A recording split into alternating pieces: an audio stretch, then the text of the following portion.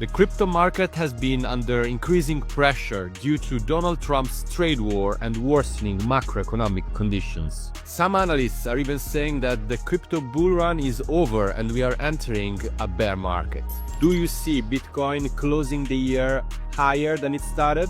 I would say yes if two things occurred. I sit down with Kevin O'Leary, aka Mr. Wonderful, to discuss what's ahead for crypto and the key catalysts that could spark a market reversal in the coming months. We have been waiting for almost 7 years for this legislation. I have a feeling it's going to make it. And when that happens, it's a game changer. Before we start, this video is not financial advice, just entertainment and education. I'm Giovanni, let's jump right in. We saw that Trump has unleashed this trade war, and that had a massive impact on markets. So do you see this pressure that is being put on the markets continuing for the foreseeable future? No. Here's what I think is going to happen. Again, this is my own observation. The date that matters, to your question, is April 2nd, when the trade tariff schedules are released by every country. A lot of the focus of the press has been, and the volatility has been around the Canadian and Mexican situation. I totally get it. I call those punitive tariffs around fentanyl. That's going in a different direction now. Now on April 2nd, every country that does business in the United States, they're going to issue the schedule of tariff reciprocal. And so in other words, if there's a tariff on Indian sugar coming into the US at 110%, and India has a 200% tariff on sugar, they're going to equalize them. Same thing with Vermont butter going up into province of Quebec, 243% tariff. Well, the Canadians, that's what they tariff the Vermont butter. Then the U.S. is going to tariff the Quebec butter at the same. And so what you effectively have at April 2nd is a complete alignment of tariffs. They're equal. Then what occurs? This is the interesting part. You ask yourself, why am I paying a 243% tariff on butter? And why am I charging 243% tariff on butter? How stupid is that? Why don't we just eliminate the tariffs and have free trade? You go the full cycle. So all that Trump is doing is he's resetting these schedules, of which some were set up in World War II, that far back, on every single commodity, product, and service.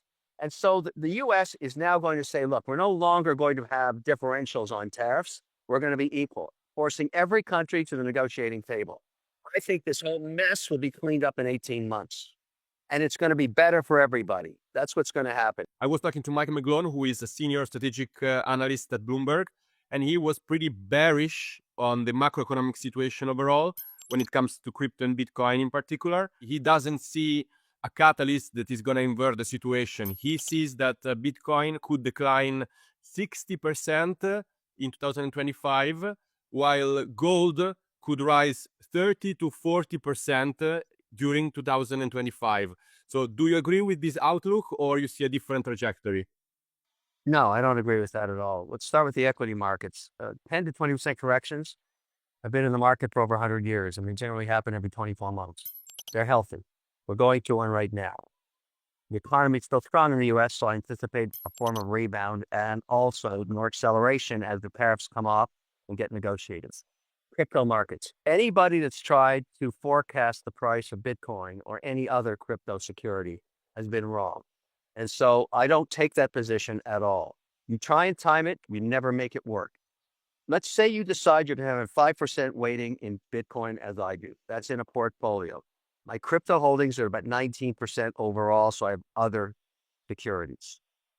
I also have a 5% weighting in gold. I diversify my risk, but I'm not selling my Bitcoin because he or any other analyst tells me they're anticipating a 60% decline. Listen, the volatility of Bitcoin is well documented, but if you've held it for the last 5 years, as I have, I'm pretty good with it. And I know it's going to be volatile. And I try and keep it at a 5% weighting. So sometimes I add on the dip, sometimes I sell off on peaks. I keep it at 5%. It's an old market strategy. That's nothing new. The only decision you have to make is, am I going to put crypto into my holdings? Is it part of my portfolio strategy?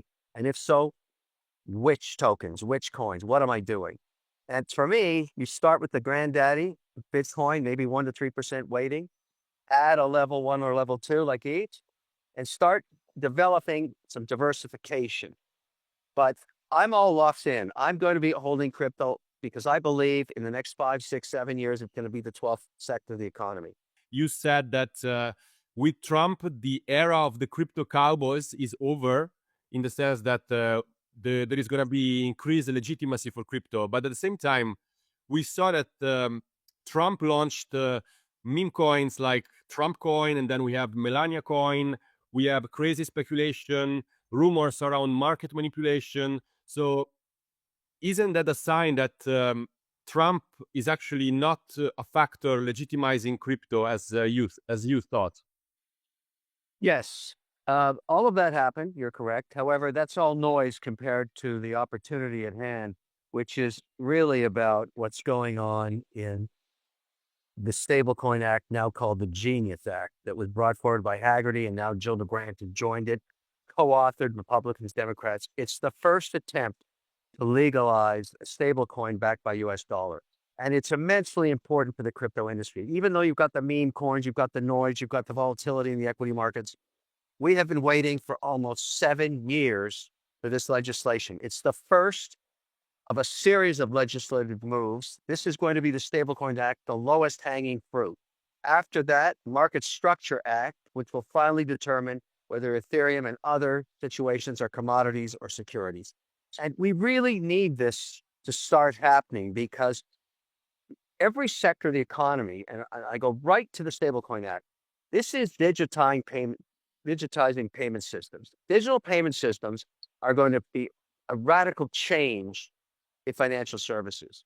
And this is the first step. So I agree with you. There's a lot of noise, but this is the focus right now. And we're talking about weeks away from this move. So if you're a crypto investor like I am, the potential of just this first move is like a chess piece. It's the pawn going out to the center of the board. I see finally that stable coins are approved.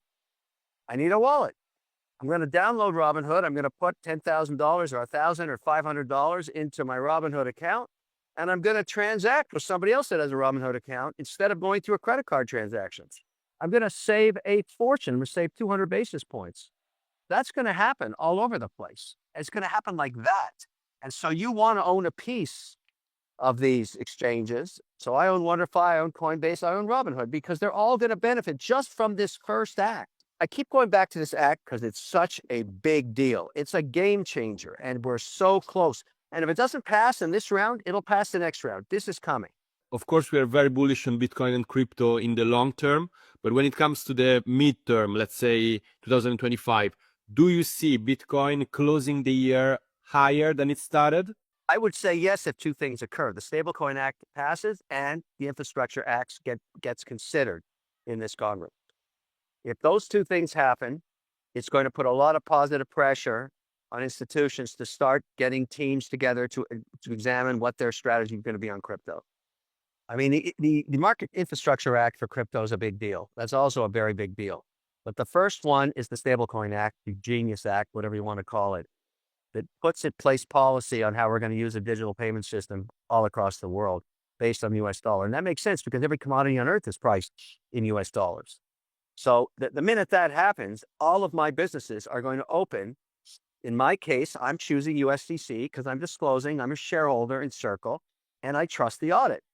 That's all I care about. I want to know with certainty that one USDC equals $1. Once I have that, I'm going to have a lot of that in all the balance sheets of my companies to transfer capital between them across every country. It's so much easier than the FX market. And now I wanted to touch upon this Genius Act that you have been advocating so much. Some critics of the bill are saying that such an act would put enormous power in the hands of big tech like X, like Amazon, like Google, that they would be able to issue their own stable coins. Do you think that that is a valid concern, or you don't see any problem here? No, I'm not concerned about that because I think what's going to happen in terms of the regulators are going to say, look, the currency that we've used for over 200 years successfully has been the American dollar. All we're doing is digitizing the American dollar. I'm not sure they're going to let every single e-vendor come up with their own token to use it for transactional purposes. I'm not saying that's going to happen, but I don't care about that. What I care about is getting a digital currency I can trust, put on a balance sheet, and use globally. So I'm not worried about, and in terms of innovation, I do not want the federal government innovating anything on crypto. There's no evidence they've ever innovated anything. So let private companies come up under the act. It's just like mutual funds or money market funds. Let them come under the act to build under the terms of the transparency and the assets that have to be presented and audited. And let there be multiple stable coins, and I'll choose the one I want. I'm going to go with USDC. I said why. I've been using it for years, but maybe others come along. I don't care. But having, an Amazon token and a, Shopify token, I don't see that happening anytime soon. And now a final question. When it comes to the crypto sectors that you see with the most potential to outperform, whether they are crypto sectors or crypto projects, tokens that you're particularly bullish on for 2025, what would those be? Well, guessing which is going to work. I like utility on the blockchain. It's not just Bitcoin. I'm looking for things. One of the reasons I like HBAR is large corporations are starting to look at it. It's very volatile. It's sitting around 18 cents.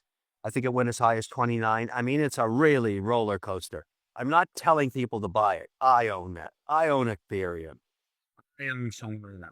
I own Bitcoin. I have a basket of these things because I don't know with certainty what's going to perform. But when people ask me, what should I buy? You can get 90% of the market's volatility with one position, Bitcoin. So you don't need to own everything. But if you want some diversification in function and utility, start small. But that's why I'm saying, for me, what's going to happen is these regulations are going to pass and people are going to start to experiment and they're going to, download Robinhood and they're going to say, okay, I'm going to put 10% into crypto. Which one should I get?